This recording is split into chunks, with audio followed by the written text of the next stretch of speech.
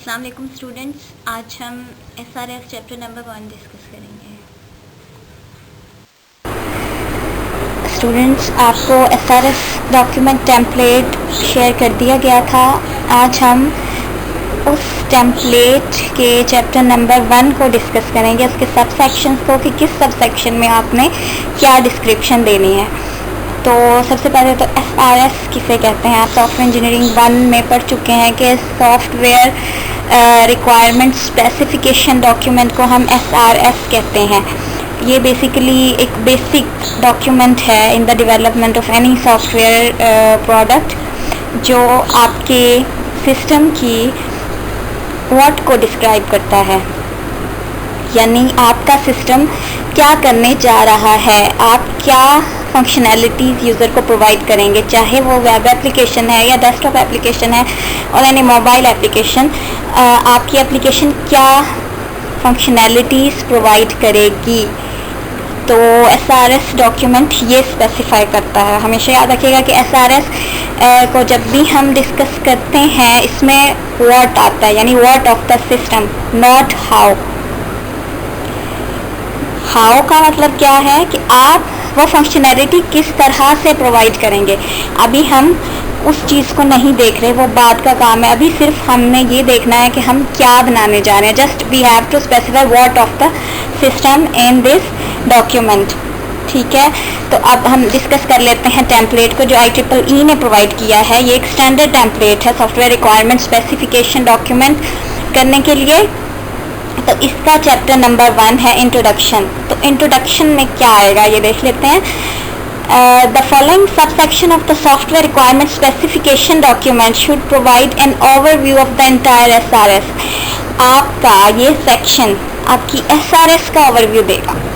यहाँ पर ये चीज़ याद रखिएगा कि सिस्टम का नहीं, SRS का, कि आपका ये जो डॉक्यूमेंट है ये क्या कर रहा है, ये इसका ओवरव्यू होगा कि इस डॉक्यूमेंट में क्या चीज़ आपने डिस्क्राइब की है। The thing to keep in mind as you write this document that you are telling what the system must do so that designer can ultimately build it। आपका ये डॉक्यूमेंट आपके सिस्टम के बारे में बताएगा कि वो क्या फीचर्स प्रोवाइड कर रहा है। ठीक है, जब आप ये डॉक्यूमेंट प्रोवाइड करेंगे तो ये किसके लिए इनपुट होगा, फॉर द डिज़ाइन फेज, और डिज़ाइनर इस डॉक्यूमेंट को यूज़ करते हुए आपके सिस्टम को डिज़ाइन करेंगे। तो जब हम डिज़ाइन की बात करते हैं तो वहाँ पर हाउ आ जाएगा, मगर अभी just what of the system आपने स्पेसिफाई करना है। ये डॉक्यूमेंट जस्ट आपकी फंक्शनैलिटीज़, आपकी रिक्वायरमेंट्स को डिस्क्राइब करने के लिए है। तो अब जो इंट्रोडक्शन सेक्शन है उसमें आपने क्या राइट करना है। अब आप अपने प्रोजेक्ट की तरफ आ जाएं कि आपने इसी टेम्पलेट को यूज़ करते हुए अपनी SRS बिल्ड करनी है। ठीक है, तो जब अब आपका जो फर्स्ट जाहिर है जो अब आप अपना काम स्टार्ट करेंगे वो SRS के ऊपर होगा और फ्रॉम दिस चैप्टर नंबर 1। तो ये सबसे पहले चैप्टर नंबर 1 आप बनाएंगे। तो चैप्टर नंबर 1 में क्या होगा, उसका जो इंट्रोडक्शन सेक्शन आपके पास है, आपने उसी को क्या करना है, उसी को मॉडिफाई करना है अकॉर्डिंग टू योर प्रोजेक्ट। तो इंट्रोडक्शन में जस्ट आप बताएंगे अपनी SRS के बारे में कि ये SRS किस सिस्टम के लिए है।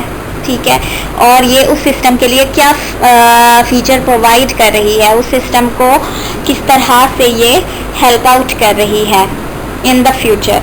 तो इंट्रोडक्शन सेक्शन में जस्ट यही चीज़ आएगी।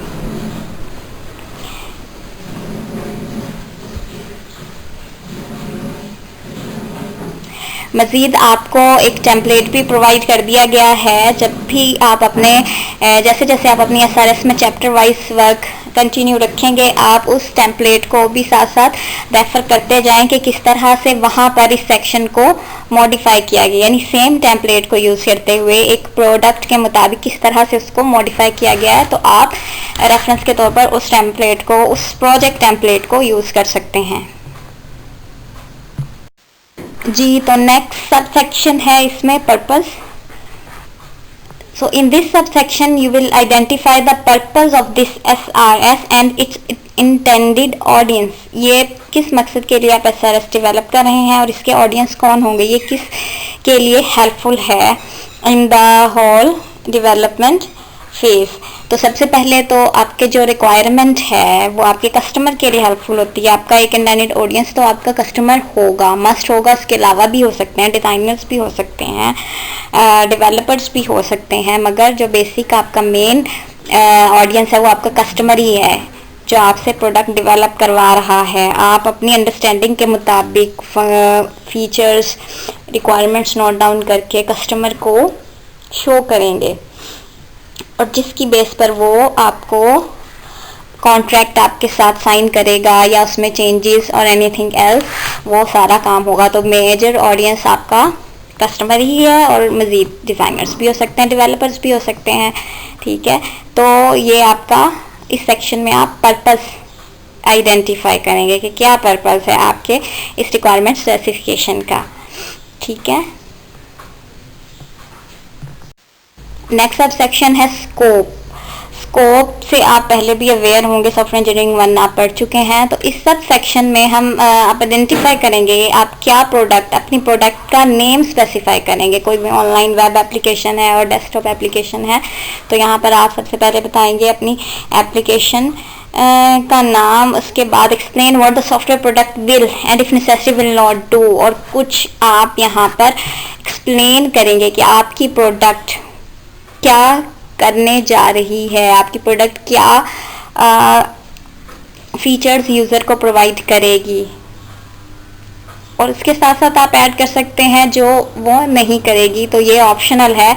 जो नेसेसरी है चीज़ वो यही है कि आप ये बताएं कि आपकी प्रोडक्ट क्या करने जा रही है, यूज़र्स को क्या उससे हेल्प मिलेगी। Describe the application of the software being specified, including relevant benefits, objectives and goals. आप अपने सॉफ्टवेयर की एप्लीकेशन बताएंगे कहाँ कहाँ पर यूज़ हो सकता है, क्या ऑब्जेक्टिव हैं इसकी डेवलपमेंट के, और इससे क्या बेनिफिट्स मिलेंगे कम्युनिटी को। This should be an executive level summary. ये चीज़ याद रखें कि ये एक समरी है, एग्जेक्टिव लेवल समरी है। It is not the detail description. ये सिर्फ और सिर्फ आप समराइज करेंगे। जैसे आपको पता है कि स्कोप बेसिकली आइडेंटिफाई करता है बाउंड्रीज ऑफ अ सिस्टम। तो किसी भी चीज़ की बाउंड्री क्या बताती है कि क्या चीज़ उसके अंदर है और क्या नहीं है। तो ये जस्ट एक आप समझ लें एक आउटलाइन होगी। आप इसका एक बेसिक अपनी प्रोडक्ट का ओवरव्यू देंगे। इससे पहले जो हमने सेक्शन देखे हैं, जैसे इंट्रोडक्शन का सेक्शन देखा था या पर्पस का देखा था, वो इस software requirement specification document SRS के बारे में था। वहाँ पर आपने अपने प्रोजेक्ट के बारे में कुछ ज़्यादा चीज़ें नहीं बताई थी। जो आप बेसिकली अब आप जो समरी अपने प्रोजेक्ट की बताएंगे वो यहाँ पर होगी, अपने स्पेसिफिक प्रोजेक्ट की। इंट्रोडक्शन सेक्शन में आपने बताया था कि आपका ये SRS का इस डॉक्यूमेंट का इंट्रोडक्शन दिया था आपने कि ये क्या करने जा रहा है। उसमें सिर्फ आप ये तो बता सकते हैं कि ये सॉफ्टवेयर रिक्वायरमेंट स्पेसिफिकेशन फलां सिस्टम की है, यानी आपके जो भी सिस्टम का नाम है उसकी है, और इसके अंदर उस सिस्टम के बारे में रिक्वायरमेंट और उसके ऑडियंस एंड कंस्ट्रेंट्स एट्सेट्रा हैं। मगर आपने अपने प्रोजेक्ट के बारे में डिटेल डिस्क्रिप्शन वहाँ पर नहीं दी थी, यानी आपने उसके फीचर्स और एनीथिंग वहाँ पर नहीं बताई थी। इसी तरह से पर्पस में भी नहीं बताया। पर्पस भी इसी डॉक्यूमेंट का था कि और इंटेंडेड ऑडियंस भी इसी डॉक्यूमेंट के थे। अभी आपकी प्रोडक्ट के बारे में वहाँ पर कुछ ज़्यादा चीज़ें आपने नहीं बताई। अब आप स्कोप के अंदर अब आप अपने प्रोडक्ट के बारे में एक समरी देंगे, जिससे आइडिया हो जाएगा कि आप क्या चीज़ बनाने जा रहे हैं। जैसे कि आपने अपने प्रपोजल्स में कुछ एक मिनी समरी दी थी, उसी तरह से यहाँ पर आप समरी देंगे, ठीक है। डिटेल नहीं देंगे, वो आगे जैसे जैसे हम प्रोसीड करेंगे चैप्टर वाइज तो वो आती जाएगी। अभी हम स्टेप वाइज रिफाइनमेंट में जा रहे हैं, यानी स्टेप वाइज चीज़ें रिफाइन होंगी।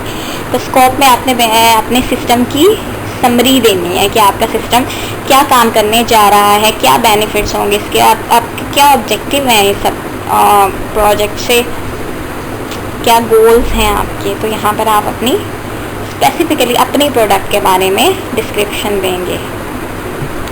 1.3 डेफिनेशंस, एक्रोनिम्स एंड एब्रीवेशन। इस सेक्शन में आप जैसे कि सेक्शन टाइटल आपको बता रहा है कि अगर कोई डेफिनेशन है स्पेसिफिक जो आप एक्सप्लेन करना चाहते हैं, कुछ अपने कंसेप्ट यूज़ किए हैं अपने सिस्टम के अंदर, तो आप उनकी डेफिनेशंस यहाँ पर देंगे। सपोज आप अगर आपका प्रोजेक्ट जो है वो ओपिनियन माइनिंग कर रहा है, ओपिनियन माइनिंग हो रही है इसके अंदर, या इमेज प्रोसेसिंग है सपोज, तो आप यहाँ पर उसके बारे में कुछ वो डिफ़ाइन करेंगे कि ओपिनियन माइनिंग किससे कहते हैं, क्या है, व्हाट इज़ ओपिनियन माइनिंग, या इमेज प्रोसेसिंग से क्या मुराद है, क्या अगर आप नेचुरल लैंग्वेज प्रोसेसिंग कर रहे हैं तो NLP किसे कहते हैं, NLP जैसे कि डेरिवेशन है नेचुरल लैंग्वेज प्रोसेसिंग की। तो इस तरह से जो अगर टर्मिनोलॉजीज़ आप अपने सिस्टम के अंदर यूज़ कर रहे हैं तो यहाँ पर आप वो देंगे। डेफिनेशंस अगर हैं तो डेफिनेशंस आप यहाँ पर राइट कर देंगे, एक्रोनिम्स हैं तो आप एक्रोनिम्स, एब्रीवेशंस हैं तो abbreviations. This information may be provided by reference to one or more appendices in the SRS और by reference to a document। और ये भी जब सपोज अगर आप डेफिनेशन कोई दे रहे हैं, सपोज डेटा माइनिंग है या ओपिनियन माइनिंग है, आपने उसकी डेफिनेशन दी है तो डेफिनेटली वो आपने कहीं से उठाई होगी, किसी रिसोर्स से, वेब के किसी भी रिसोर्स से उठाई होगी, तो वहाँ पर आप उस रिसोर्स का रेफरेंस भी देंगे। इसी तरह से अगर आपने वो किसी और डॉक्यूमेंट से उठाई है तो आप उस डॉक्यूमेंट का रेफरेंस देंगे, एक्रोनिम्स के लिए भी और एब्रीवेशंस के लिए भी। तो यहाँ पर वो चीज़ें आएंगी। और आपका ये सेक्शन ज़रूरी नहीं है कि पहली बार में ही आपको आइडिया हो जाए कि क्या क्या चीज़ें, कौन कौन सी जो है एब्रीवेशंस या डेफिनेशंस या एक्रोनिम यूज़ होंगे। तो ज़रूरी नहीं है कि स्टार्ट में ही हो, अगर नहीं भी है तो आप इसको ब्लैंक छोड़ सकते हैं। जैसे जैसे हम आगे प्रोसीड करेंगे आपको अपने सिस्टम की अंडरस्टैंडिंग जो बढ़ेगी तो आपको आइडिया हो जाएगा कौन सी डेफिनेशंस या एक्रोनिम्स और एब्रीवेशंस यूज़ हो सकती हैं, तो तब आप वो यहाँ पर ऐड कर सकते हैं। ओके, अगर स्टार्ट में ही है तो आप स्टार्ट में भी डाल दें, अगर नहीं है तो आप इस सेक्शन को ब्लैंक रखें।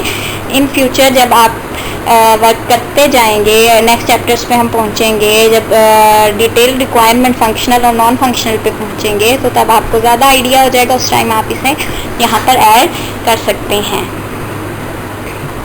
इस सब सेक्शन में आप जितने भी इस थ्रू आउट अपनी SRS डॉक्यूमेंट आपकी जो अभी ये तो फर्स्ट चैप्टर है, अभी 4 चैप्टर्स इसके होंगे, तो उन थ्रू आउट आपने जिन जिन डॉक्यूमेंट्स को रेफ़र किया होगा, जिन जिन आपने वेबसाइट्स को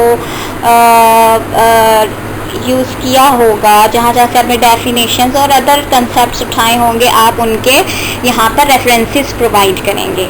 just list of all the references which you have been using throughout the development of this SRS document। तो ये भी ज़रूरी नहीं है कि जब आप फर्स्ट चैप्टर पे काम करें in the start right now आपको आप ये सेक्शन आप कंप्लीट कर सकेंगे, तो साथ साथ होगा। जैसे जैसे आप रेफरेंसेस उठाते जाएंगे वैसे वैसे आप यहाँ पर उसको नोट डाउन करते जाएंगे। जी, last subsection of chapter number 1 which is overview. इस सब सेक्शन में आप डिस्क्राइब करेंगे कि जो चैप्टर नंबर 1 के अलावा जो rest of the SRS document है उसमें क्या क्या है, आपने अपनी SRS को किस तरह से ऑर्गेनाइज किया है, यानी चैप्टर नंबर 2 क्या डिस्क्राइब कर रहा है, चैप्टर नंबर 3 में क्या है, चैप्टर नंबर 4 में क्या है, एट्सेट्रा। सपोज चैप्टर नंबर 2 है ओवरऑल डिस्क्रिप्शन, तो आप लिख देंगे कि in the chapter number 2 we will see the overall description of the system. In chapter number 3 we will see the specific requirements. In chapter number 4 we will discuss the analysis model of the system। तो इस तरह आप इस section में अपना overview देंगे और ये ओवरव्यू सेक्शन स्टार्ट में ही इजीली कंप्लीट हो सकता है। 2 सेक्शन में आपको बता चुकी हूँ, रेफरेंसेस और जो उससे प्रीवियस था आपका डेफिनेशंस, एक्रोनिम्स एंड एब्रीवेशंस। ये तो सेक्शन माइट भी आपके स्टार्ट में कंप्लीट ना हो सकें, मगर बाकी तमाम सेक्शंस आपके कंप्लीट होने चाहिए। ठीक है, तो अब आपने अपने अपने प्रोजेक्ट्स की SRS का चैप्टर नंबर 1 कंप्लीट करना है एंड बाय मंडे। आज सैटरडे है, आपके पास 1 दिन 2 दिन होंगे, आप मंडे 7 PM तक अपना चैप्टर नंबर 1 कंप्लीट करके सबमिट करवाएं। उसके बाद आपको चैप्टर नंबर 2 की स्लाइड्स दे दी जाएंगी। फिर आप अपने चैप्टर नंबर 2 पर काम कीजिएगा। सबसे पहले अपना चैप्टर नंबर 1 कंप्लीट करके वो चेक करवाएं ताकि आइडिया हो सके आपको अंडरस्टैंडिंग हो रही है या नहीं। उसके बाद आपको चैप्टर नंबर 2 और 3 की स्लाइड्स एक साथ सेंड कर दी जाएंगी, इसी तरह से चैप्टर नंबर 4, ताकि आपकी एसआरएस जल्द से जल्द कंप्लीट हो सके। अगर कोई क्यूरीज हैं तो आप जो है वो कर सकते हैं, मगर आपकी जो सबमिशन डेट है वो 8 ही है, मंडे 7 PM। उससे पहले आप डिस्कस कर सकते हैं और अपना जो भी क्यूरीज हैं उन्हें क्लियर कर सकते हैं। सैम्पल एसआरएस डॉक्यूमेंट आपको रेफरेंस के लिए दे दिया गया है। आप अपने जैसे जैसे चैप्टर्स पे काम करें साथ साथ उसको भी आप रेफ़र करते जाएं ताकि आपको अंडरस्टैंडिंग हो सके कि आपने किस तरह से स्टेटमेंट्स डिज़ाइन करनी है।